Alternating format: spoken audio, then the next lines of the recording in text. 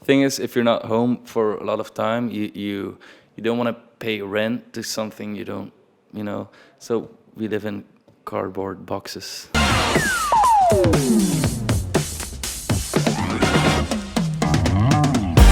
It's what's in the name? It's 11 years ago already, and we had our first show in a local bar, and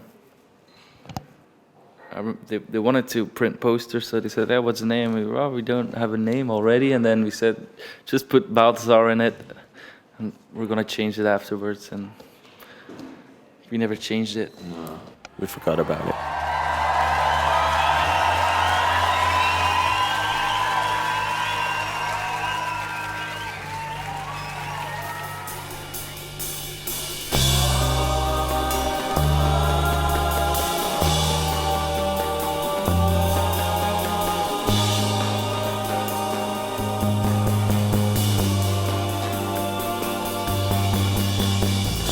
But now we love it. I mean, the name doesn't matter, because if people start to relate your music with the name, it's all right. So we just never change it.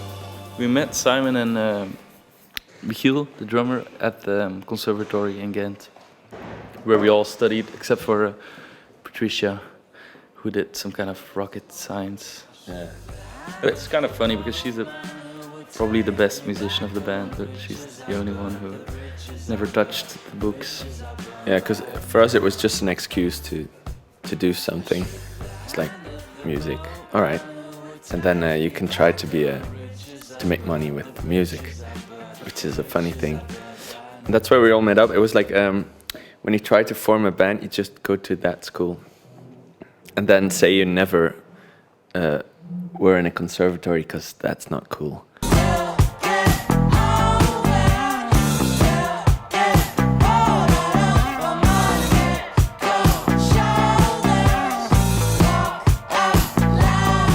In the beginning, when we formed the band, it was like everyone was on an island. You know, you have the drummer, the bass player, and they're all like making up their parts. And I was guitar player. I always wanted to play something, but you don't listen to one another. And it was just every time we recorded something, it's bombastic, shakabalabala. It was just not very nice.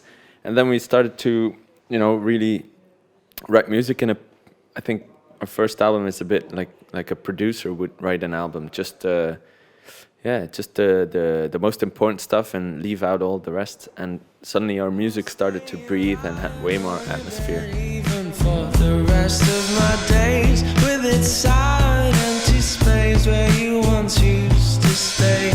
Have you ever noticed it? We did record the drums in his studio, but it was all we just produced it ourselves, and it sounded really nice and the way we wanted to, and the atmosphere was right, because sometimes you have like a lot of stress, or when with the producer and everything. We didn't have any money for a producer anyways, so yeah, and it was just a nice working method. And we are able to produce ourselves, so we were like, okay, let's do it that way. And then the second album we did the whole same thing, but even more, we recorded more stuff in our bedroom than in a studio, and it's just very relaxed, and it was the right vibe for those albums. But then the last album, we just tried something different and worked with the producer in a studio. But then that was nice as well, because we didn't have to bother about any technical stuff or something. We could just be the lazy, spoiled musicians who were waiting to play a take. Every time I walk on by, stroll along your street. Like the first two albums, we felt really long and deep about the songs. Like some songs were written over a couple of months, and for the last album, we made way too many songs. We wrote them all on tour, but on tour you're not capable of thinking really hard. So you just write every song in like 5 minutes. So we wrote 273 demos basically, and we picked the 10 out that we thought were pretty good. But they were all created very fast, and that makes it more spontaneous. What a girl like you could do. I used to think that I used to think I had it all, but that was long. This last album was a very live album, so that kind of was the right vibe again, to be the musicians and not think about the production side of it.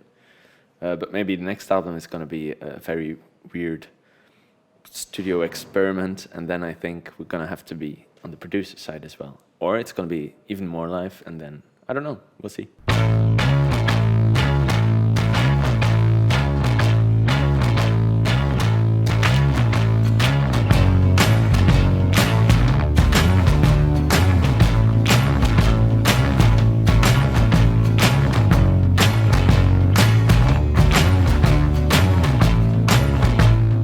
Love like the classic songwriters like from the 60s who were influenced a lot by it, and I think our songwriting is pretty classic as well, but then we're influenced by everything we hear, and if you go to the supermarket and you hear the new Rihanna song or something, that influences us as well, I guess. So I think it's a mix of these classic elements and more contemporary sound or arrangements. From the beginning, we liked Gorillaz a lot, for example, because it was like a mixture between indie music and hip-hop mixed with everything. And I think that's kind of how we see our music as well. It's like a mixture of everything. So as well, for arrangement, we were talking about arrangements, why it's so empty and all. We don't consider ourselves a typical rock band or something. It's just always, we really like a lot of pop music because it's so adventurous the way they arrange things. So yeah, it's always try to pick up from everywhere a little piece of the puzzle. I can feel it coming up and spreading inside of me.